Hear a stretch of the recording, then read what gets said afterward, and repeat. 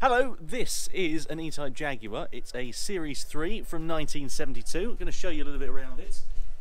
As you can see, it's relatively interesting in terms of its condition. Needs a full respray on the outside, needs a full retrim on the interior on the inside, and over the next few episodes going to be vlogging a bit of a restoration series to guide you through exactly what needs doing to this car, and I'll update you on how the restoration is going. So it's going to be pretty interesting. So anyway, the car turned up a couple of weeks ago, and yes, we've been doing a little bit of work on it since, just getting things running and driving as best as they can. So the car's an American import from 1972, relatively good condition mechanically, but obviously needs a bit of work, needs a few things that are going to be overhauling over the next, well, probably couple of years or so. So in terms of the work that has been done on it, we've sorted out the steering rack, gotten that all in line because it had been overhauled, but there were a couple of bits that were missing from it, a little bit of restoration that needed to take place with that. Otherwise, it's just been mechanically getting everything running and driving okay.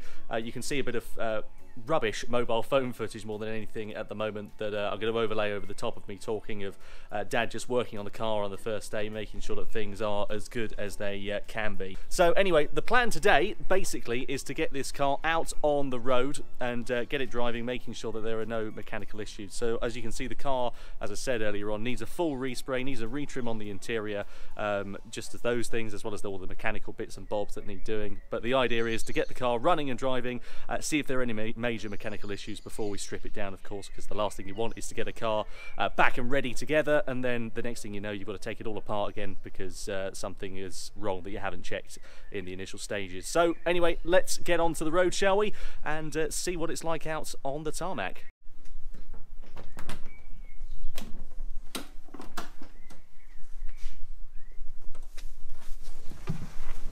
That's another thing to add to the restoration list then. Door handle. This is the rod. The steering wheel feels a bit. The EJ's had it at the bottom, and it's the one I was knocking the other day. Oh yeah. You fit into this quite interestingly, I've got to be honest. If you do end up owning this car at some point, you're actually going to be able to drive it. Doesn't see you go back any further. Find out in a minute, won't we? Yeah.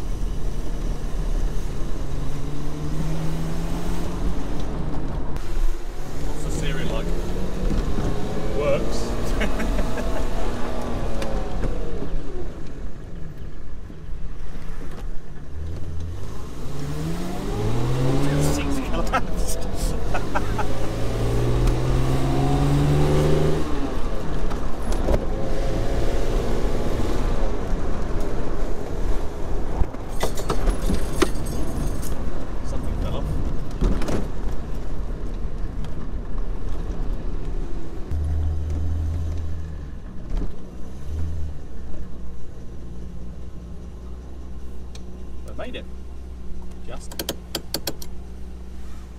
Well, so anyway, the upshot is that first drive went relatively okay. However, something came off midway through, so I'm just on my way to retrieve it, try and find out what it was that fell off. I'll update you accordingly as soon as I know more, because the old man thinks it's an exhaust clamp. He said he didn't leave any spanners in it, but he can be one at times, so who knows? Let's wait and find out, shall we? So I think I've found what it was that fell off. Some piece of trim. There we are, that's retrieved. So there we are then, piece of trim fell off. Joyful, isn't it? Anyway, on the way back to home, try and get it back on the car, find out where the bloody hell it came from. Good thing is that we found it, managed to work out what it was that had fallen off. Nothing too serious, just what looks like a bit of trim. But bear in mind, it is a car that's like more than double my age, so things like that are going to fall off, aren't they, I guess, especially when you're driving them before they've been restored. So So the rear shocks are shot then? Completely. Shot absorbers. Nice. Anything else? Any oil? Any fuel? No fuel leaks. Good. Oil leaks. So The oil leaks. leaks. Leaks. The engine will need going through. Okay. Is that what this puddle is down here? Is that Yeah, is that oil or is that right? A bit Okay. of a water leak from the header tank Right. and a few oil leaks from the engine. Interesting. Okay, that'll be fun. I mean, it started and stopped. It got us here, so that's important. Show the can't bloody get in because the door handle's knackered. So you can see floor pan down here.